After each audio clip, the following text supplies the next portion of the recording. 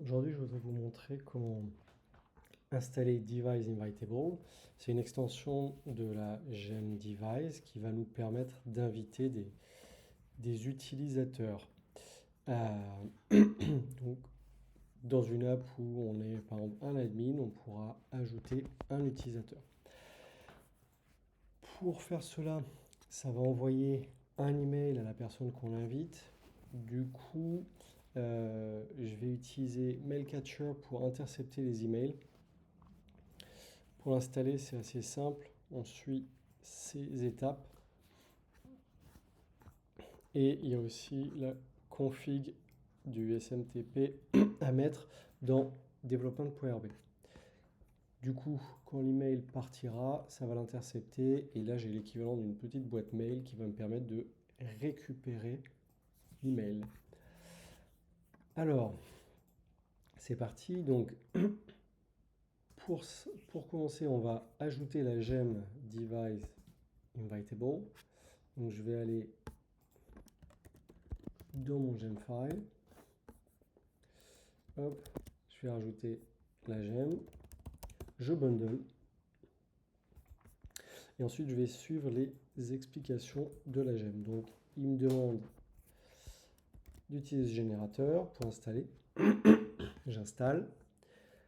Ici, qu'est-ce qu'on voit? Ça a ajouté des éléments au device initializer. Principalement, donc c'est des éléments de setup. Ici, par exemple, on peut dire combien de temps l'invitation est valable. Par défaut, c'est illimité. On peut la mettre à 2 semaines, par exemple. Tout un tas d'éléments, ça c'est pour checker les emails, etc. Ici,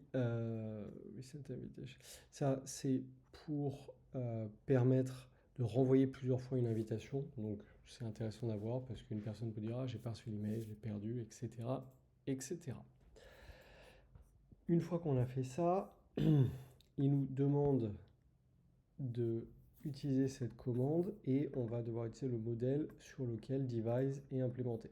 Alors pour moi, c'est user. J'ai déjà device qui est dans le modèle user. Ok. Donc je vais l'ajouter. C'est parti. Ça a généré une migration. Donc on va devoir lancer la migration. Une fois qu'on a lancé la migration, tout est prêt. On va pouvoir commencer à inviter des utilisateurs. Alors, si je regarde les routes qui me sont données, routes, on va pouvoir voir une route qui s'appelle New User Invitation et qui va utiliser directement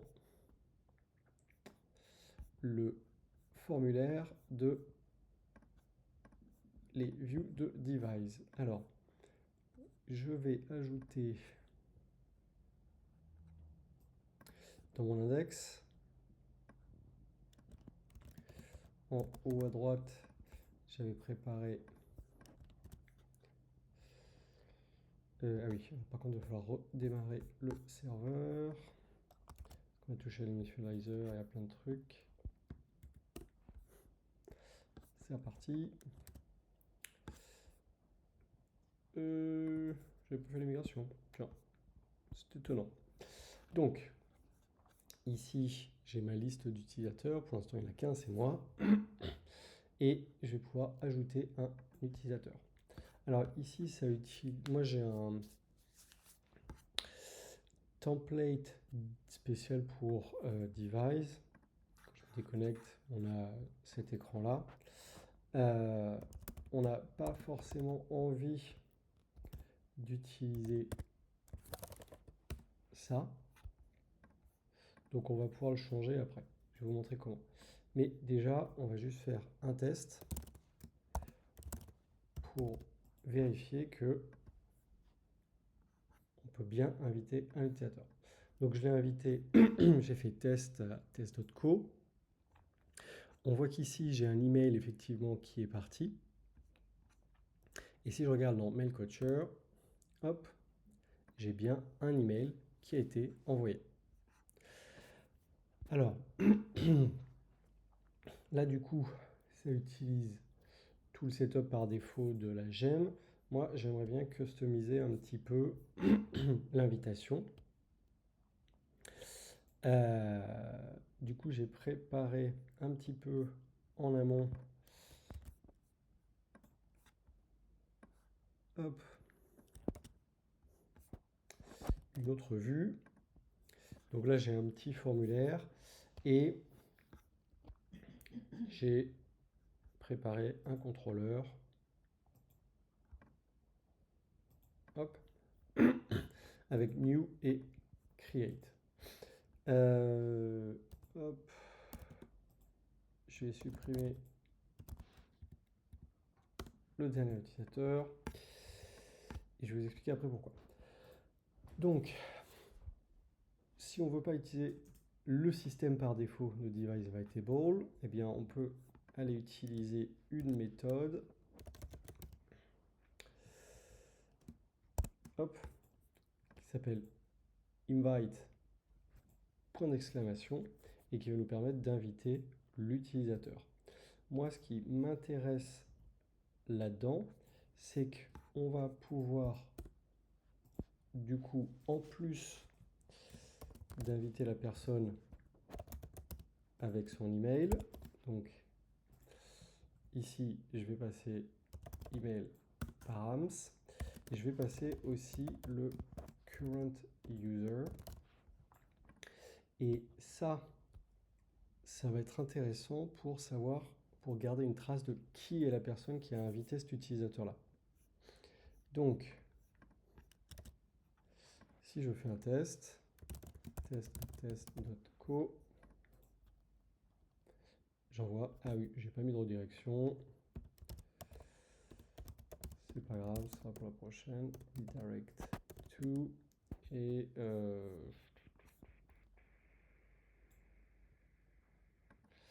le user controller, donc c'est Rails grep admin, je sais pas comment il s'appelle. Tac, ça doit être ça. Ok.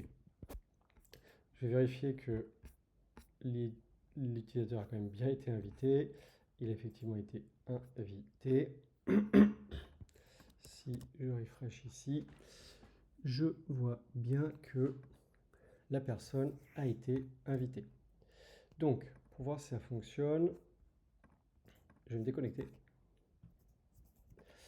Et on va tester cette invitation. Et on voit effectivement que ça m'amène sur une vue de device pour créer notre password. Je me connecte. Et là, je suis bien en tant qu'utilisateur test.co. Oui, ça je ne l'ai pas implémenté, je ne suis pas admin. Donc, j'ai pu créer un nouvel utilisateur avec cet email qui s'appelle test et qui a été invité. Si je reviens sur le profil d'admin, je vois que j'ai donc moi, l'administrateur et la personne invitée. Alors, ce qui va être intéressant, c'est qu'on va pouvoir faire plusieurs choses comme created by invite. On va pouvoir vérifier si la personne a été créée par une invitation ou non. Donc, si je me mets dans mon index, ici, j'ai une table qui passe sur tous les utilisateurs. Je vais pouvoir rajouter une colonne. Hop. On va dire invité point d'interrogation. Et ici, on va pouvoir faire user created by invite. Et on va voir est-ce que l'utilisateur est invité par une invitation ou non. Donc moi, c'est celui que j'ai créé, c'était mon admin que j'ai créé en connectant. Eh bien non, il n'est pas invité. Par contre, lui, il a été invité. Une autre méthode qui est intéressante, ça va être invitation accepted. Hop. Donc, returns all user from who. Ok. Normalement, je pense qu'il y en a une avec un point d'interrogation. Alors, on va le tester direct. Donc, si je me mets en console, je fais user.last et que je teste ça, effectivement, on voit que l'utilisateur a accepté son invitation. Donc, on va pouvoir aussi se rajouter ça. Created by invite et invitation accepted. Hop.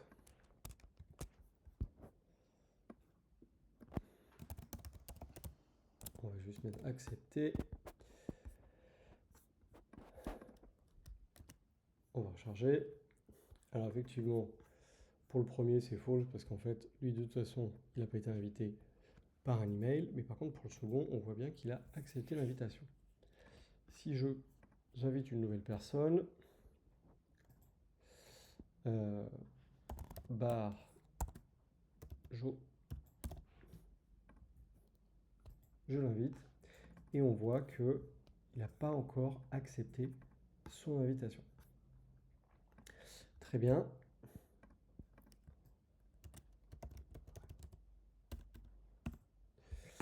Et la dernière chose que je voulais vous montrer,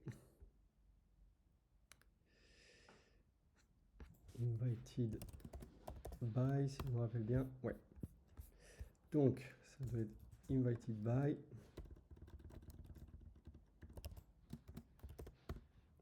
Hop.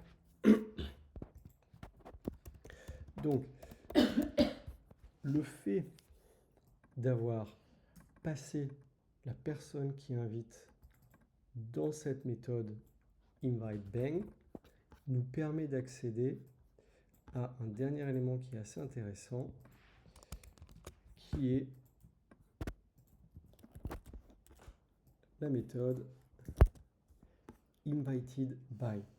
Et ça nous renvoie l'instance d'utilisateur qui a invité cet utilisateur. Donc moi j'ai une petite méthode full name qui me permet de récupérer le nom de l'utilisateur. Donc là, si je fais invité par et que je reviens,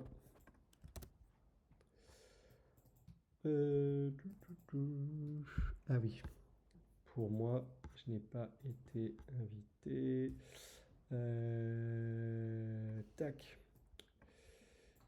Invited by. On va mettre un save. On va mettre not applicable. Ça doit suffire. Ouais. Donc le problème, c'est que moi, en tant qu'admin, j'ai été invité par personne, donc je n'ai pas de invited by. Ça renvoie une ligne.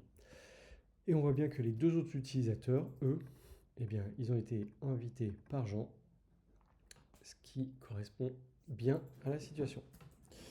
Voilà, j'espère que ça vous aura plu. Je vais rajouter en description de la vidéo le lien vers la gemme.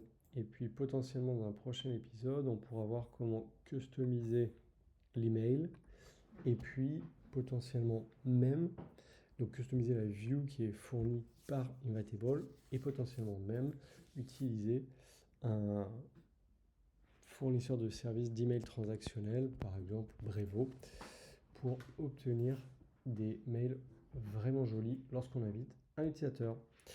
Sur ce, continuez à coder et à bientôt.